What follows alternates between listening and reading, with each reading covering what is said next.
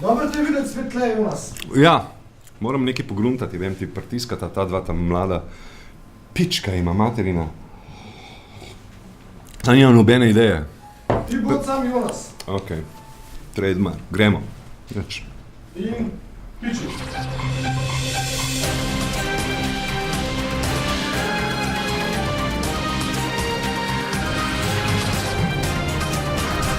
Dober dan, iz ljubljanskega studia 136, to so vesti na vesti.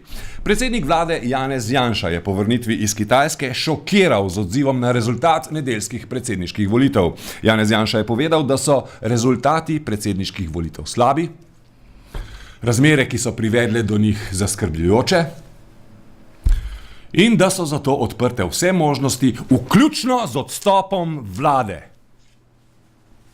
No, omenjal je tudi vpletenost velesil. V času volilne kampanje velike sile usmerile v to, da se slovensko vlado v času pred predsedovanjem Evropski uniji očrni v tujini. Na šokantno izjavo premierja pa so se odzvale vse politične stranke.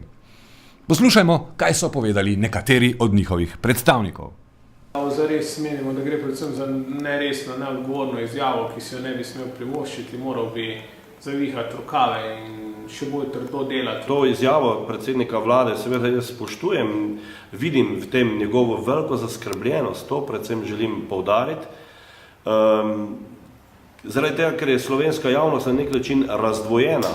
Na eni strani morda res je premalo tistih pozitivnih sporočil do slovenskih volivcev in volivk, kar pravzaprav ta vlada dobrega počenja.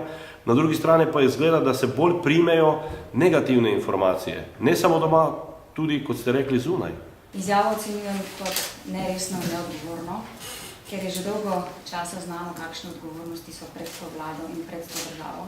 Kar zadeva izjavo gospoda predsednika vlade pa je zame sicer presenečena v tem smislu, da povezuje možnost odstopa vlade z volitvami predsednika države. Morda gre za kakšno politično taktiko, morda gre pa za dogovarjanje z socialnimi demokrati Boruta Pahorja o novi veliki koaliciji.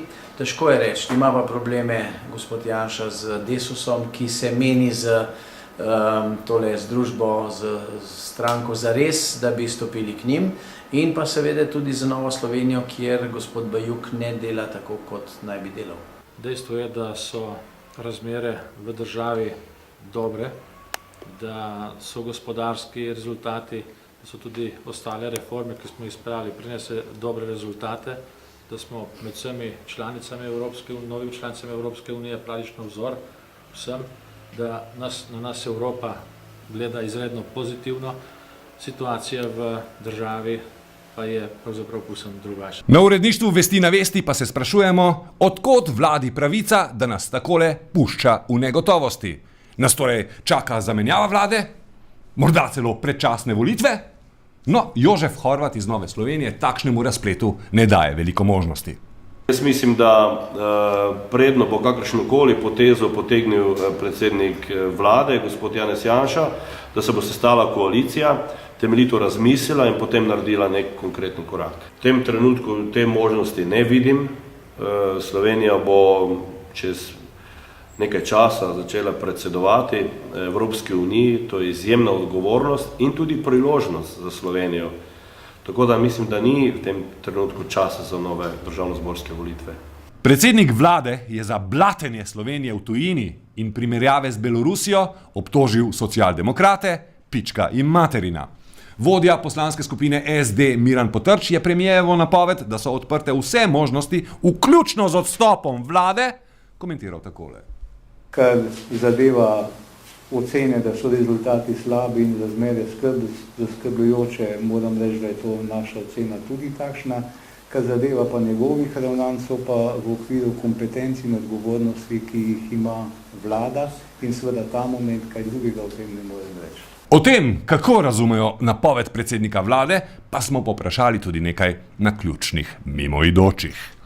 To, kar je pa do zdaj bilo z inflacijo, da nas farba, da imamo nizko, pa ne vem, kakšna uspešnost v Evropi, greš pa na trg ali pa v trgovino, pa vidiš cene take, da te, mislim... Najprej se ne odgovarja, pa se ne pa odstopa, ne. Sem navijal skozi za Janšo, ali zdaj pa, ki je tako prišlo, pa ni več govora, no, da bi še obstojal, če so vsi proti ne.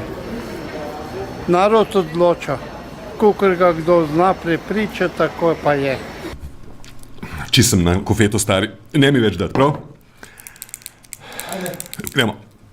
Ena od tem, ki jih predsednik vlade razume kot nagajanje opozicije pred predsedovanjem EU, je tudi napovedana interpelacija proti ministru za notranje zadeve Dragotinu Mateju, ki jo je pripravil zares, vendar do nje očitno ne bo prišlo. V SD so povedali, da očitno te interpelacije ne podpirajo in ne bodo sopodpisali interpelacije.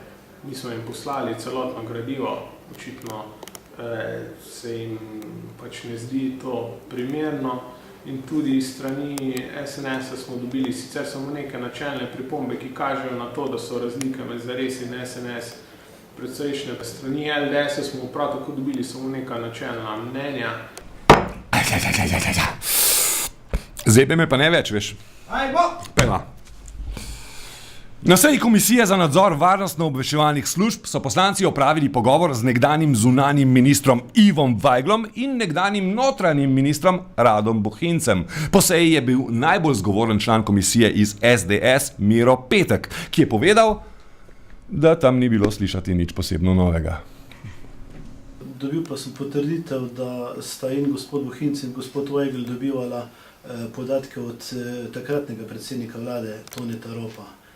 Nista bila sama pisno informirana okrog dogajanja v Piranskem zalivu, vsaj kar se tiče tako imenovanih insceniranja incidentov. Slovenija, Slovenija, Slovenija, kulturac. Lepa soseda je letos postala Ines Turk, 18-letnica iz Šmarij pri Jelšah. Njena prva spremljevalka je Polona Golob, druga pa Nina Kohne, ki je bila izbrana tudi za najbolj fotogenično. V ljubljanski festivalni dvorani so po prireditvi še pozno v noč stal brisali slino.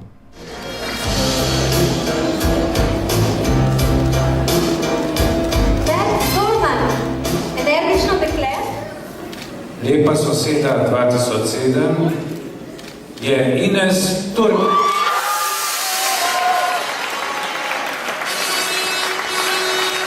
Janez Janša se je po burnem dnevu v domovini odpravil na obisk v London, odkoder se ta trenutek javlja v živo posebni poročevalec Žinko Kozlina. Halo, Žinko. Katja. Žinko, nam lahko morda podaš trenutno stanje situacije? Jonas, stojim pred Buckinghamsko palačo, kamor je danes v zgodnjih jutrnjih urah iz Slovenije pribežal premier Janša. Neimenovani viri trdijo, da Janez Janša ni vzdržal pritiska slovenskih medijev in se je po kratkem kolebanju med Maldivi, Havaji in Slonokoščeno obalo odločil za London. Le ugibamo lahko, kakšno vlogo je pri njegovem prebegu igral medijski magnat Murdoch. Britanski tabloidi naj bi z Janšo ravnali precej nežneje kot slovenski. Zelo prizanesljivi so bili BBC, ITV, NRF, OBM, CRT, LCD, TFT in druge medijske hiše po Veliki Britaniji. Žinko, če dovoliš vprašanje, ali se morda Janez Janša namerava sestati s premijerom Gordonom Brownom? Po nekaterih poročanjih je premier osebno poprosil za pomoč predsednika vlade Gordona Browna, ki naj bi se ta trenutek v izogib našemu premijeru skrival kdo ve kje. In kaj se trenutno dogaja v Londonu? Pred približno uro po londonskem času smo prestregli govorice, da naj bi na delovnem kosilu z vodjo laboristične večine v spodnjem domu britanskega parlamenta Jeffreyem Hoonom premier Janša povedal vse, kar smo mu postregli. Tako rekoč postrgal je krožnik. Neneutralni opozovalci omenijo sestradanost zaradi Drnovškovega vzora, pa ne izključujejo tudi bolezni. Kako pa Janšov begunski podvig ocenjuje angleška kraljica? O prvem srečanju kraljica Janeza Janše ni prepoznala in se je najprej rokovala z njegovim varnostnikom, ter s tem poskrbela za simpatičen preboj tako značilnega angleškega ledu. Žal pa je preslišala Janševo prošnjo za politični azil. Jonas?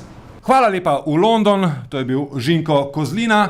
Še vreme, v prihodnem tednu vlada pada. Iz ljubljanskega studia 136, bile so to Vesti na vesti.